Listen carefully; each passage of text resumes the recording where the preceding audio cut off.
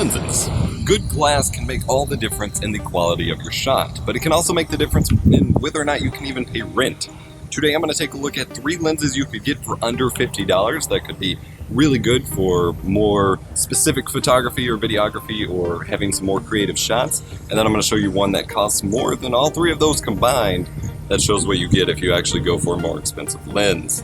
Good camera lenses, under $50 for poor people like myself. It was going to be a beautiful campus day, but not everything went according to plan. I am, of course, quite a bit under the weather. Literally, it was supposed to be a bright and sunny day, and it's quite overcast, and there's not a lot of sun, and it's not as pretty as it was supposed to be, and I'm very, very sick, so I'm going to sound pretty nasally, but we're going to take some pictures, and I'm going to show you some lenses. What I'm showing you here today is a selection of 3 lenses, which just happen to be the lenses that I picked up for myself. There is, of course, a plethora of lens options available to you, and this is simply a video to show you that the concept of buying cheaper lenses versus you should specifically get these. However, if you come across these, you can see whether or not I recommend them as well. But let's take a look at lens number 1.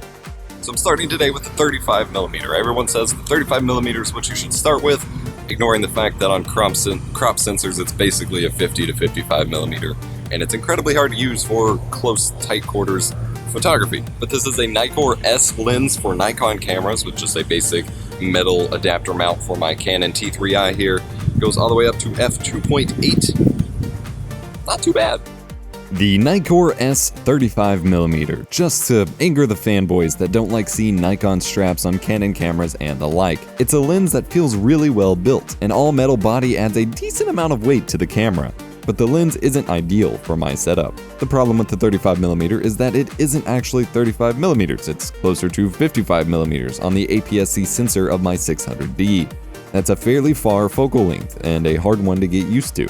Plus, the focus ring itself, at least on my very used lens, was fairly finicky, and on the super sunny but completely cloudy day, I had the most difficult time getting a decently sharp focus with this lens out of all the lenses I had with me. The end result still produced some decent looking photographs, however. With this lens, I was really able to capture the grittiness of the lighting conditions that I was in. While I struggled to get super sharp images from this lens, the general softness of the blurred out bits with this lens was really nice. There's just something about the depth of field produced here that I can really appreciate. The 2.8 speed is great for the aperture, and I can get some really blown out shots if you try too hard, and a decent amount of bokeh. Next, we're going to move on to what is my favorite manual lens for my T3i, which is a 28mm Canon FD lens, which was only about $30 on eBay. This Canon FD 28mm is by far my favorite lens I have right now. This isn't greatly shown off in these outdoor shots where there's a ton of light, but in lower light conditions it produces a very organic feeling grain that reminds me a lot of film. The overall feeling of the images I get from this is just very comfortable to me.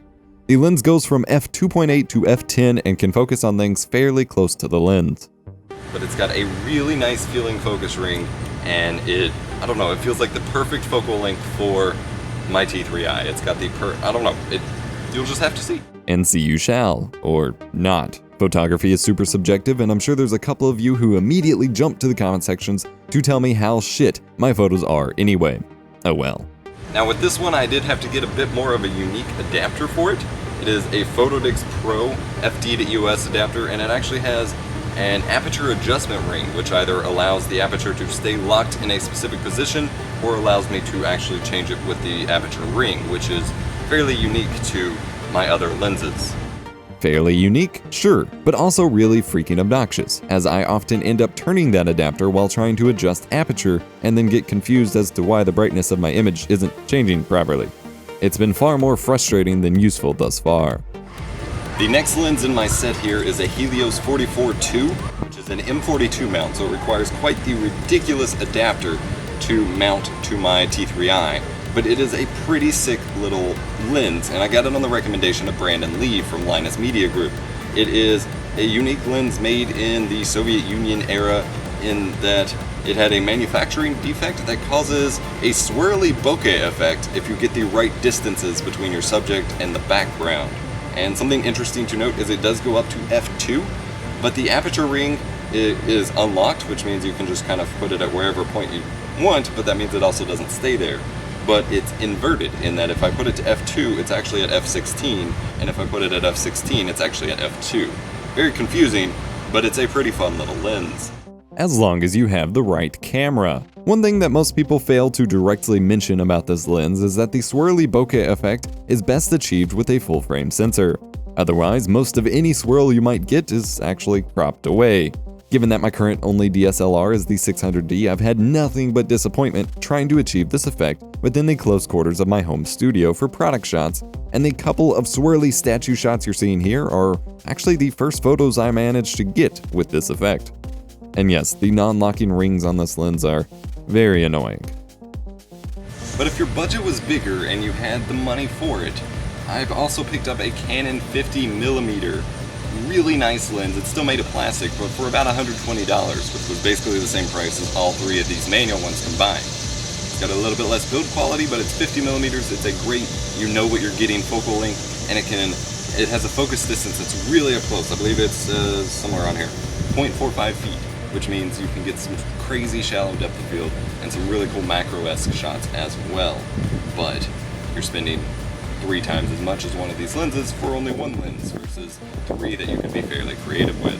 And that is ultimately the choice we all face when dropping multiple hundreds of dollars on accessories for our multiple hundred of dollars. Camera body is a big deal. Buy cheaper stuff that you can get more of, or blow all your money on one big badass lens and hope that it's all you need. In that case, definitely go for a zoom lens, but tough call. Given that most of my shooting is indoors in more close-quarter situations, the cheaper lenses certainly work better for me, but I'd kill for a good Rokinon or Tokina wide-angle lens for my videos.